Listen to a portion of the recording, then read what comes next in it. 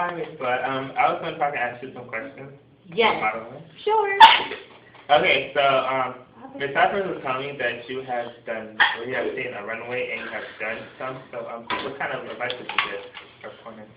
Well, runway modeling takes a lot of practice. A lot of people now these days, they like to do their own style of modeling and think it's the same thing as professional runway modeling, and it's not. Professional runway modeling is pretty much you taking regular strides. You do certain turns. You always have to have on high heels, so it's best to practice. Practice makes perfect. And you want to make sure always staying straight, tall, straight back, straight spine. You don't want to do any funky turns and twisting your body and all kinds of things that some of the younger individuals like to do now these days. And I also noticed that on your wall you used to have a magazine that's like you posing. Yes, because I'm a model. That's what I do. I love pictures, but actually that happened quite some time ago, and I can't even remember what magazine it was for, but it was fun. Loved doing it again. How did you get into it? Well, when I was younger, my mom signed me up for this modeling program in Orangeburg, South Carolina.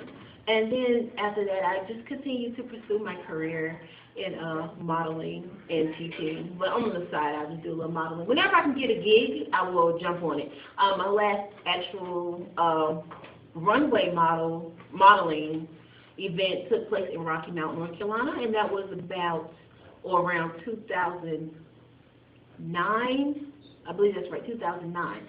I got hooked up with that because my cousin in New York, she's a plus size model. And so after the reunion, met her, she sent me an email and was telling me about Ashley Stewart Fashion Show. So that was fun.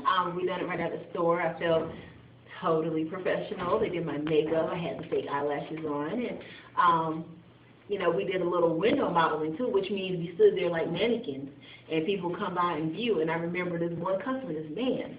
You know, he was looking at me, and it was kind of hard not to laugh because I didn't have any shades. But I was just there smiling with the pose, and he walked back, he's like, no, she look good. She look real. So I was like, wow, it was fun. I would love to do it again. I wish Langford and Ashley School would do that here in the mall here because I was totally applying for it. Okay, I know that, do you think there should be an age limit on modeling? Because I know, like, the little kids, their parents go really hard with them. Like, they go really at it. Absolutely not. Me, personally, I think modeling should be not only for the small, slim, petite. I think they should go up to plus size or the super plus size. Because me, personally, fashion is important to not only young individuals, but the older ones as well.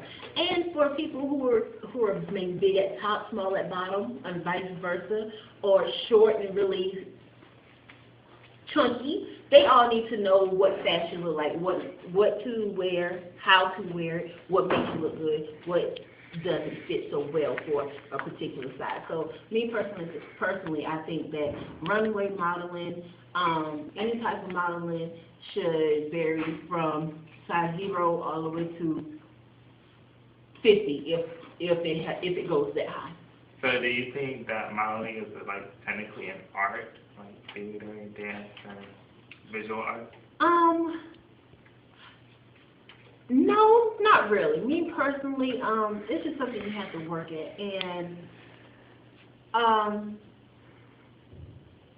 think anyone can be a model. It just depends on training, okay? Everyone can't be an actor.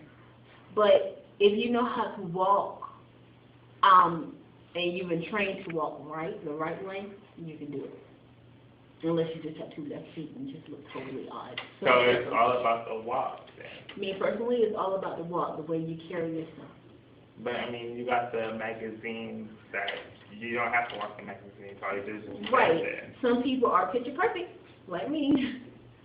But you have to have some characteristics. You have to have some characteristics. You have to be very photogenic with pictures like that. And I mean, now these days, me personally, I look at some models without the makeup, and you just like, wow. And with the makeup on, they're gorgeous. So I mean, it all depends. It all depends what that whatever pictures you're posing for, whatever the photographer looking for, then if you fit it, go for it. You know, so different people look for different things.